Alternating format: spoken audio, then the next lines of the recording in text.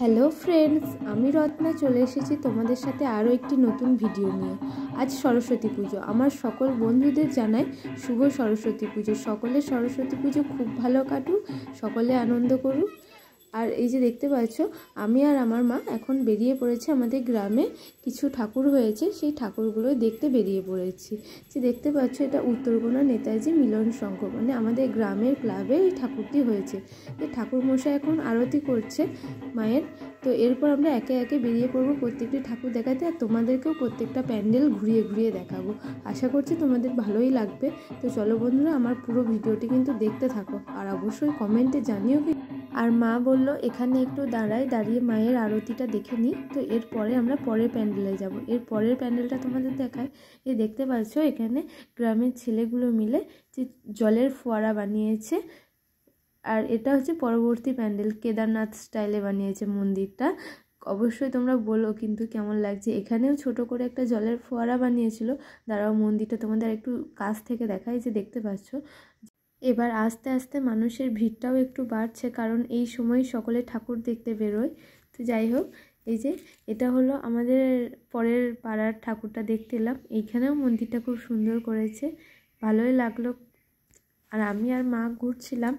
আর বর আজকে একটু ব্যস্ত ছিল। ও বললো যে তুমি আর মা ঘুরো, আজকে যাওয়ার সময় পাবো না।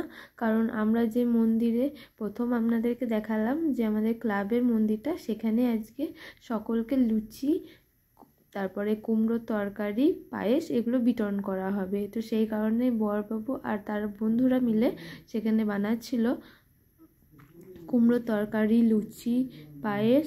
তো সেই কারণে বরবাবু একটু ব্যস্ত ছিল। আর যারা ক্লাব কমিটির যে ছেলেগুলো ছিল, তারা সকলে মিলে খিচুড়ি খাবে, সেই জন্য খিচুড়িও হচ্ছিল।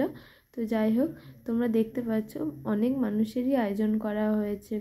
প্রায় 1.5 থেকে 2,000 পিস লুচি আজ বিতরণ করা হবে। তো যাই হোক, আজকে আমাদের দিনটা খুবই ভালো কাটলো।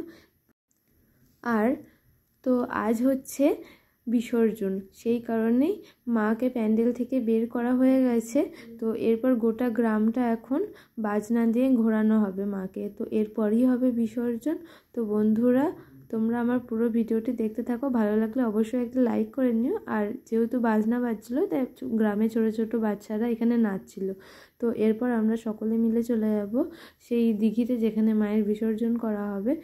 আর পুজো শেষ হয়ে যাওয়া মানেই হচ্ছে মন খারাপ, কারণ আবারও 365 দিনের অপেক্ষা মাকে দেখার জন্য। আর এখানে গ্রামের ছেলেরা মিলে বোম ফাটাচ্ছিল। তো বন্ধুরা, আজ আমার ভিডিওটি এই পর্যন্তই। দেখা হচ্ছে পরের ভিডিওতে। টাটা।